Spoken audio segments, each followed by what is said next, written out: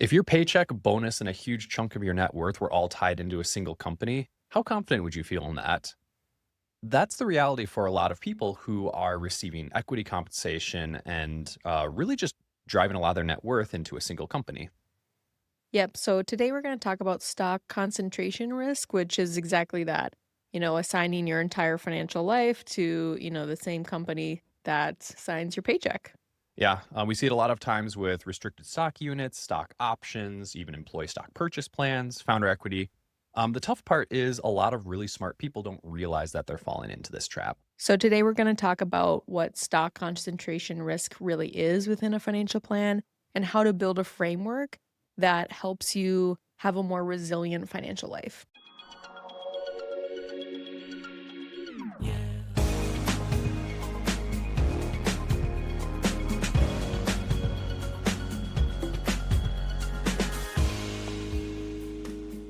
So stock concentration was real life for me back before you and I started working together. I had a first career at United Health Group, which waffled between Fortune 5, Fortune 6, meaning like sixth largest company in the Fortune 500.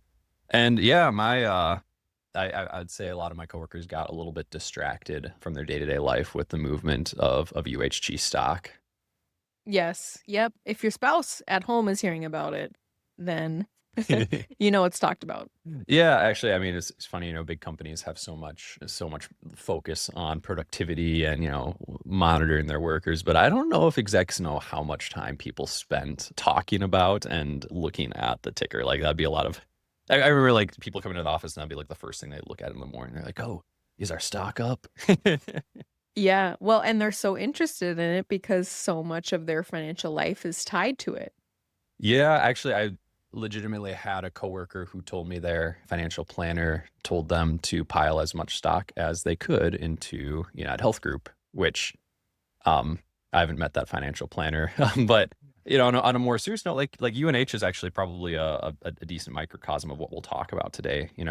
When I was working there in the 2010s, it kind of felt like any stock that you bought for UNH was like a guaranteed 25% gain every year. But actually now, in the last 5 years, the stock is actually down 11% from where it was 5 years ago.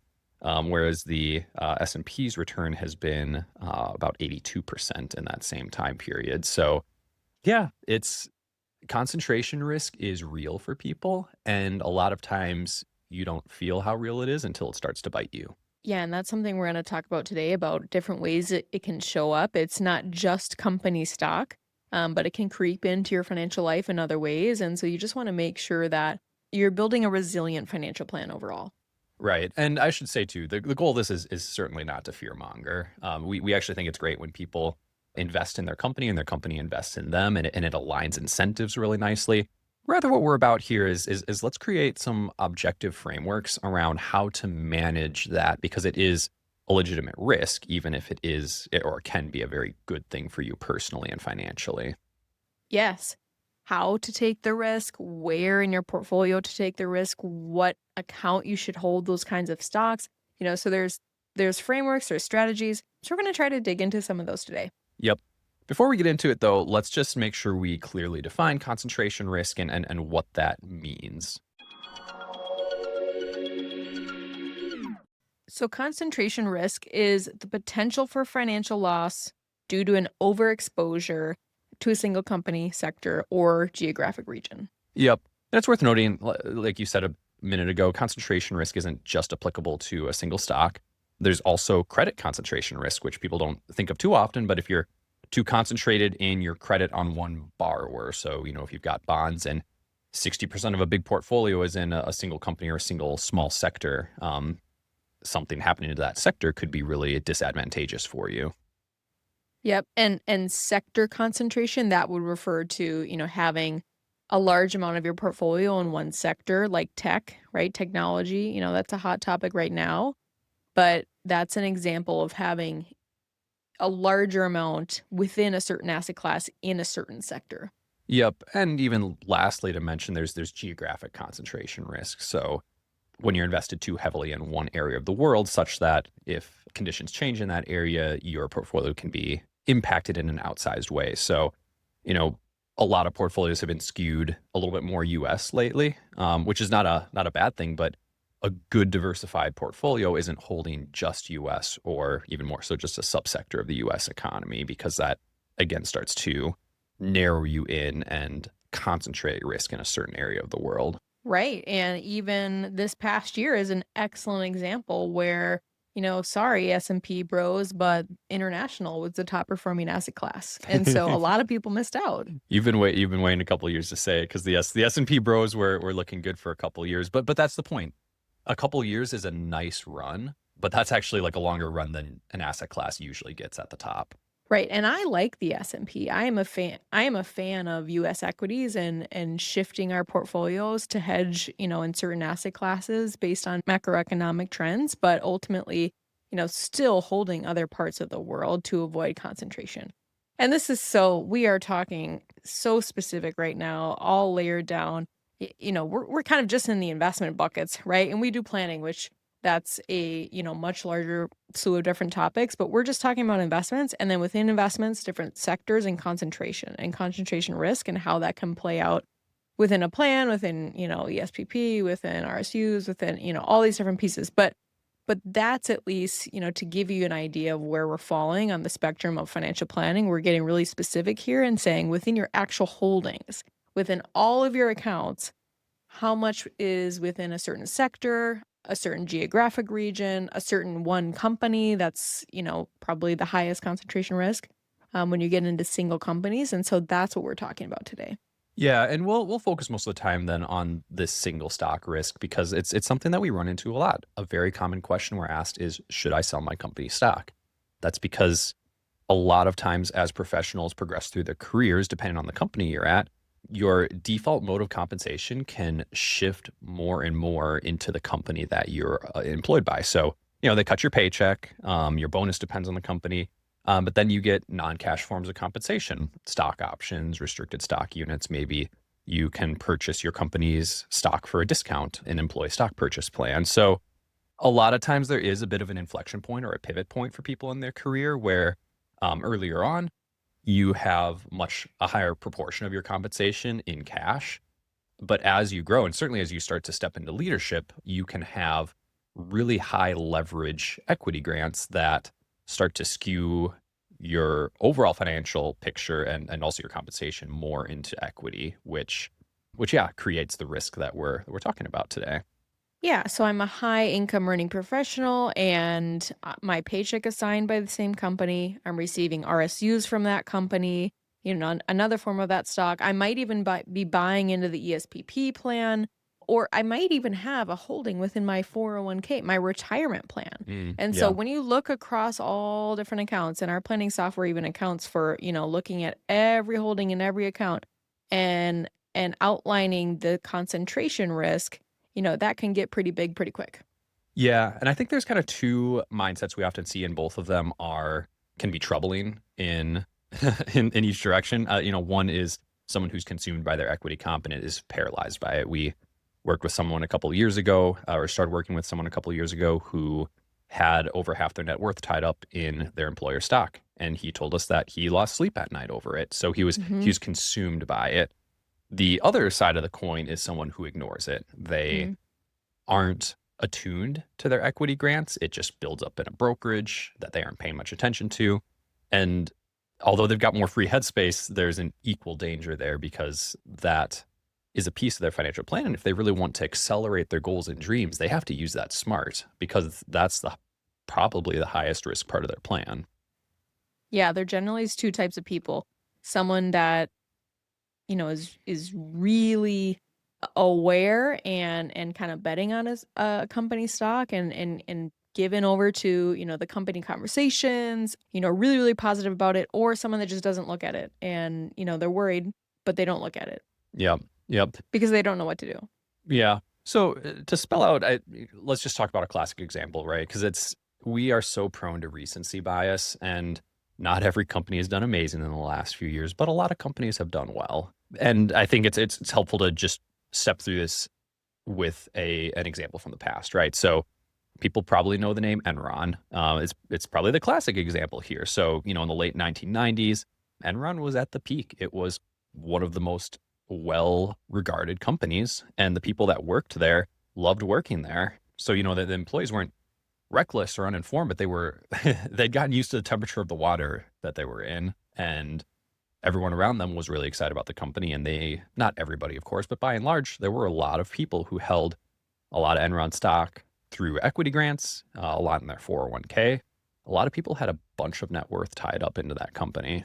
Yep. So paid by Enron, have Enron in their retirement 401k plans, and also Enron stock, and also being discouraged or restricted to sell Enron stock during certain periods of time, which I know can happen a lot of times today in today's companies. Right. That's another risk in financial planning terms. We call it liquidity risk, right? But like how liquid, how sellable is your investment, right? So their income is depending on Enron, retirement is depending on Enron to some extent, and for some people even their identity is depending on Enron.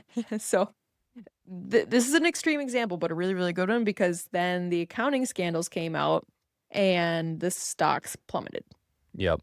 Yeah. And, we don't need to spell it out, right? But if you're all tied up in Enron and the stock effectively dissipates, some people really lost their retirement. They lost years of flexibility that they could have had, maybe even decades, right? Mhm. And, this, and I think like the irony of it, the cruel irony is that people could have diversified, they could have done things differently, but no one knows where the peak is and no one knows where the stock's going. And, Enron can sound like a fear-mongering example, and it is the extreme edge case, but it's also quite common for companies to just go flat or kind of fade out of relevance. If you think of a company like General Electric or Nokia, GE's actually been coming back lately, but they were very depressed for, gosh, like a couple decades when they were like a big deal in the 20th century. And then, yeah, Nokia just like didn't really win in cell phones. And so they've just been like flat down for a long time. And that's just a position you don't want to be in, because I think that's where people get really over analytical and consumed by it, where they're like, well, my company's been down for a bit. Maybe it's going to go back up. I hope it does. Right. And you kind of get anchored to decision heuristics that might not actually serve your overall financial plan. Yes, and this is more common than you think, to have this kind of concentration in a 401k. Not just your paycheck, not just your company stock or RSUs or options, but in your retirement plan. And so, yeah, this isn't to fearmonger. I mean, we like taking appropriated risk if the client is tolerant for that in a plan, but yes, within the right place, and not with the retirement dollars that you need, right? And so Enron example again, some of these people saw their 401ks drop 80 to 90%. Right. Right.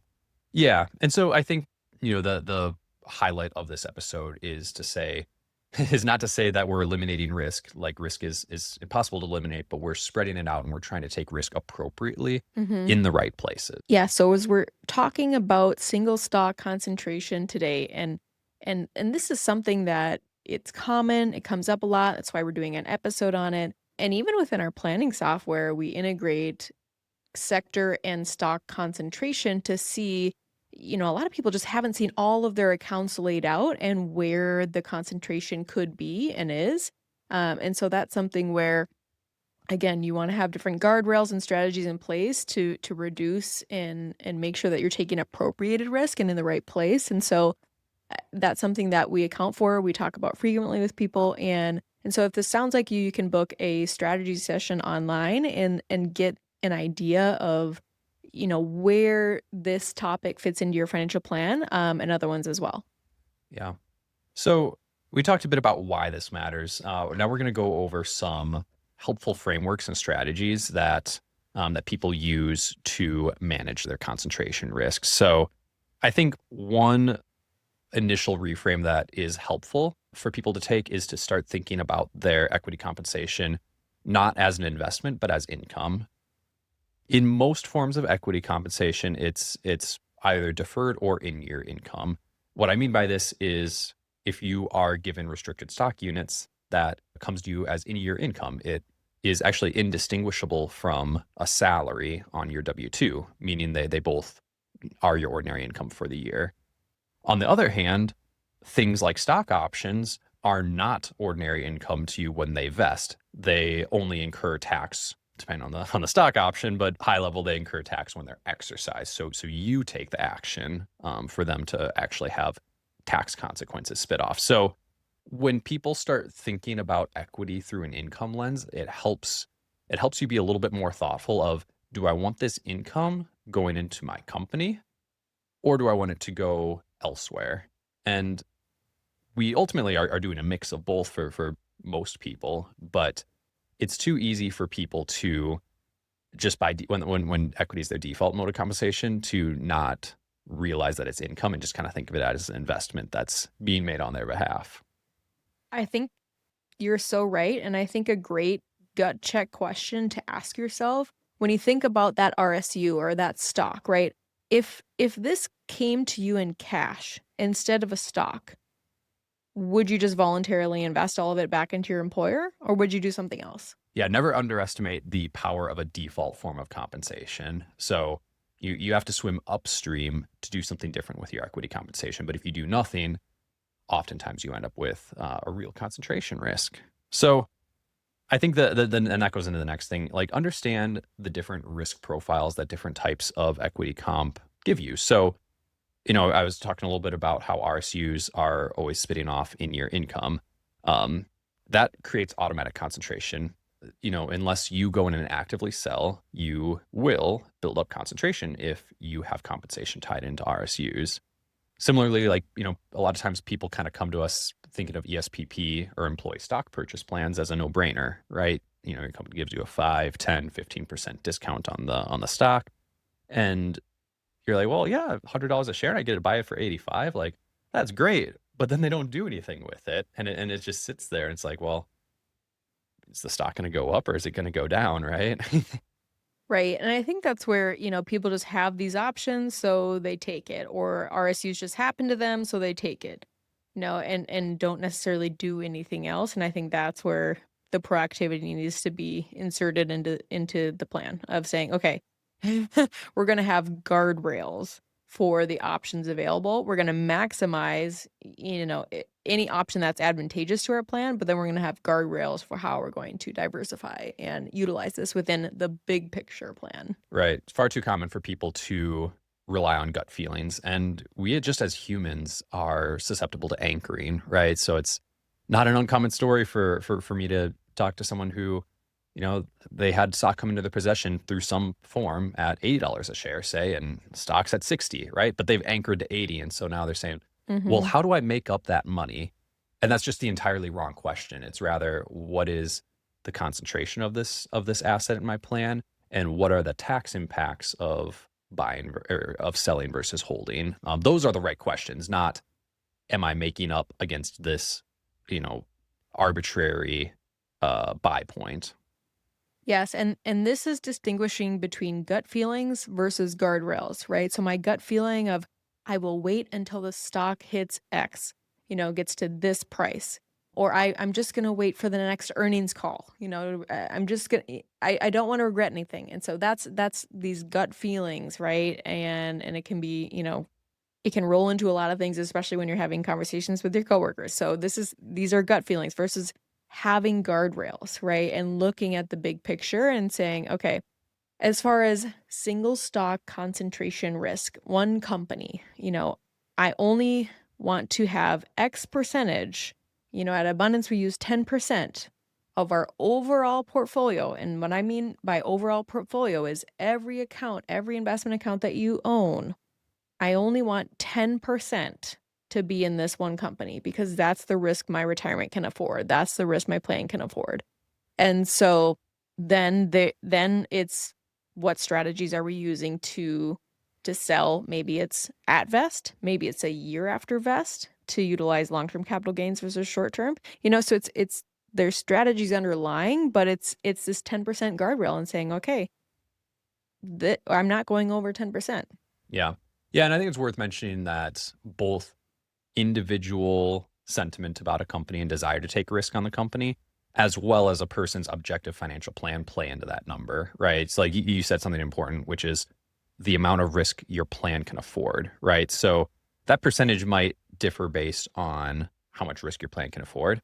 It also might differ based on how much, how much you want to put into your company. And sometimes people do really want to try to invest in their company's growth, but we want to do that smart. Right, and sometimes we're using the ESPP for the discount and then we're strategically selling it. We're just using it as a indoor outdoor. And that's where it's okay, we're taking the emotion away and we're putting a methodical mindset to this. And so we use equity compensation. We put what we have to maximize for employer to use. It's just we have guardrails and we have strategies that fit within a bigger plan. Um, and also I think positioning your risk. So we're talking about single stock concentration risk and having that risk or single stock in the right bucket. And we have seen this in countless plans. One client recently comes to mind who had a significant gain of a single company stock in, the taxable brokerage space, which is a lot of times where that's a lot of times where your employer will put your employer stock, or you might be building something up in your Fidelity brokerage, and so this account is taxable, right? That's not where we want to take our significant concentration risk. If a client's comfortability with risk is high and they're tolerant, then we want to take those single stocks and put them in a vehicle like a Roth where all those gains can grow tax free, right? Versus in a taxable account where if we actually do hit it big with taking more risk and we see that reward, we don't want it in a taxable account typically. Again, depends on your financial plan, but typically we would want it in a Roth so that all of that risk and reward can pay off by tax-free growth, tax-free withdrawals. Yeah, I mean, I think that one can hardly be underscored enough. Again, the default mode is that you're acquiring this all in the taxable space. So that means every dollar that you gain above the basis or the amount that you acquired the stock for is taxed at capital gains rate in the taxable space. So if we're thinking strategically for somebody, it again fits in their retirement plan. We're certainly not putting all of their retirement into stocks, right? But if we're saying, okay, you have a desire to take some risk, take some bets, take that in the Roth space because that allows any growth to be tax free. And if we are talking about years and decades, and talking about tens of thousands, maybe even hundreds of thousands of gains, then we're talking about tens of thousands of tax saved over that time period. So yeah, don't underestimate the power of where you house your risk. Yeah, so again, we're not saying don't take risk. We're saying take appropriate risk with guardrails, with strategy, and then position it in the right account. So, you know that you're having this concentration build, you have a single stock or a single sector even that's growing in your portfolio. Maybe it's even just a tech, sector versus a single stock. That's where diversification is a common topic, probably if you're talking to a financial advisor who deals with investments. And so diversifying the risk from an actual holding perspective, but then taking it to the next layer there and saying, where do we position that risk? Or where, yeah, as Ben said, where is it housed? Right. So what account is that stock in? Right. Shifting a little bit less, you think that we're just saying, hey, in every instance, diversify, diversify, diversify. There are factors that we want to take into account when we're diversifying. Mm-hmm. One is taxes. We're always looking at taxes. Sometimes you're netting a loss from your company stock. Sometimes you're netting a gain. There are things we want to be mindful with that. What other circumstances do you have going on in your financial life that are spitting out income, dividends, gains? We had somebody last year who was all set to do a Roth conversion, made sense in her plan. She had some significant capital gains exposure, which was a useful diversification strategy for her. But because of that capital gains exposure, we actually delayed the Roth conversion because it would have pushed her into a higher capital gains tax bracket. So there are lots of factors at play when we're talking about diversification. Another one that comes to mind is a client was looking at selling a rental property, right? You realize capital gains on selling an investment property. They were also looking at selling some appreciated stocks. We have to look at those things together and say, oh, wait a second. If these two things are done together in the same calendar year, we're actually doing something really inefficient from a tax perspective. If your paycheck and your portfolio depend on the same company, you're probably taking more risk than you realize. Managing stock concentration risk, it's not about pessimism, it's not about disloyalty, it's just protecting your progress that you've already made. And so diversifying, it's just stewardship. Yeah, I like what you said. It's about protecting the progress that you've already made. I think, yeah, frameworks like that really help take the emotion out of these decisions. They tend to be very highly emotionally laden decisions for employees. Something we probably didn't talk about enough in this episode is how much your identity really does get wrapped up into your work. And some of that's a good and beautiful thing to care about the work that you're doing, right? But then when it influences some really major financial decisions that are highly levered on a single company, that's when identity and work can start to do you a disservice. So yeah, protecting the progress you've made, stewarding what you've been given. If this conversation is something that is striking a chord with you and you think that you might have some concentration risk building within your plan or some single stock that just might be driving too much of your portfolio than you think it should, then reach out and we can book a strategy session. You can do this online and you give a little bit of information about yourself so that we can discuss what it looks like to fit this within an overall financial plan.